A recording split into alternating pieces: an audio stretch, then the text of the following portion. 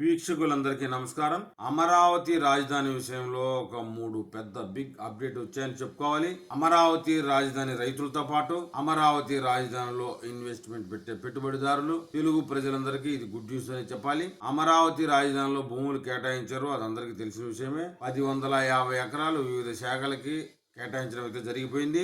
అందులో మనం ముఖ్యంగా చెప్పుకోవాల్సింది లా యూనివర్సిటీ, వరల్డ్ క్లాస్ లా యూనివర్సిటీ ఏర్పాటు చేస్తూ దానికోసంగా 50 ఎకరాలు కేటాయించడం జరిగిపోయింది. రాబోయే 3 సంవత్సరాల్లో అక్కడ క్లాసులు కూడా ప్రారంభం కాబోతున్నాయని చెప్తున్నారు. ఇంకా మరో 50 ఎకరాల్లో క్వాంటమ్ వ్యాలీ రాబోతా ఉంది. దానికోసంగా ప్రత్యేకంగా 50 ఎకరాలు కేటాయించడం జరిగిపోయింది. హైదరాబాద్ లో హైటెక్ సిటీ వచ్చిన తర్వాత రూపురేఖలు ఎలా అయితే మారిపోయాయో, అమరావతి రాజధానిలో కేవలం ప్రభుత్వ భవనాలే కాదు, ప్రభుత్వ స్థాయి అగ్రశ్రేణి సంబంధించిన కంపెనీలు కూడా తీసుకురావాలని ముఖ్యమంత్రి చంద్రబాబు నాయుడు గారు ఆలోచన చేస్తా ఉన్నారు. ఎకనామిక్ జాబ్స్ క్రియేటివిటీ లేకుండా, లక్షల్లో ఉద్యోగాలు క్రియేట్ చేయకుండా అమరావతిని చేయాలని చూస్తే డెవిల్ సిటీగా మారే ప్రమాదం ఉంది. కాబట్టి రాబోయే 15 సంవత్సరాల్లో 20 లక్షల పైచిలకు ఉద్యోగాలు జనరేట్ చేసే విధంగా ప్రస్తుత కూటమి ప్రభుత్వం అయితే శతవిధాల ప్రయత్నం చేస్తా ఉందని చెప్తా ఉన్నారు. మరొక వైపు అమరావతి రాజధాని ఫేజ్ 2లో భాగంగా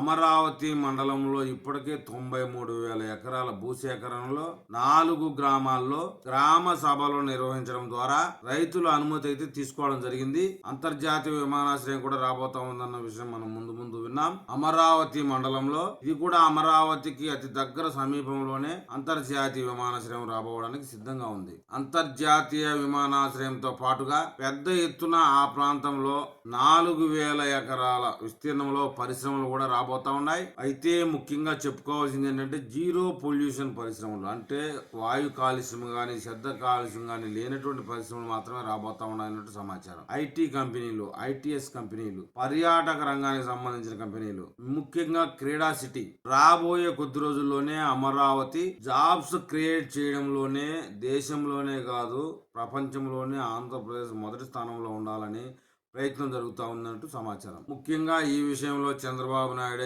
ఈ విషయంలో నెంబర్ 1 గా ఉండాలని కృషి చేస్తా ఉన్నట్లుగా మనందరికీ తెలిసిందే. ఎవరైతే నిజాయితీగా పెట్టుబడిదారులు ఉన్నారో వారికి ఏమి కావాలో అడగండి అంటూ ప్రతి నిత్యం ఫాలోఅప్ చేస్తా ఉన్నారు. పెట్టుబడులు తీసుకురావడం చాలా ముఖ్యం. అమరావతి రాజధాని అంటే కేవలం ఒక మున్సిపాలిటీయే కాదు. హైదరాబాద్ లో ఐటీ పరిశ్రమ వచ్చిన తర్వాత హైదరాబాద్ రూపురేఖలు ఎలాగైతే మారిపోయాయో, అమరావతిలో కూడా విద్య, వైద్యం, పర్యాటకంతో పాటు ఐటీ కంపెనీలు కూడా భారీ ఎత్తున తీసుకురావాలనే ప్రయత్నంలో చంద్రబాబు నాయుడు అయితే చాలా విపరీతంగా ఆలోచన చేస్తా ఉన్నట్టు మనందరికీ తెలిసిందే.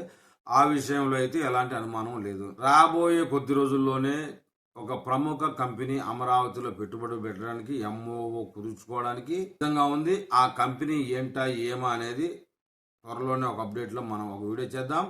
ఆ వీడియో మీకు చేరాలంటే నా ఛానల్ని సబ్స్క్రైబ్ చేయండి, లైక్ చేయండి. మీరు నాకు ఏదైనా తెలపాలనుకుంటే కామెంట్ రూపంలో తెలపండి.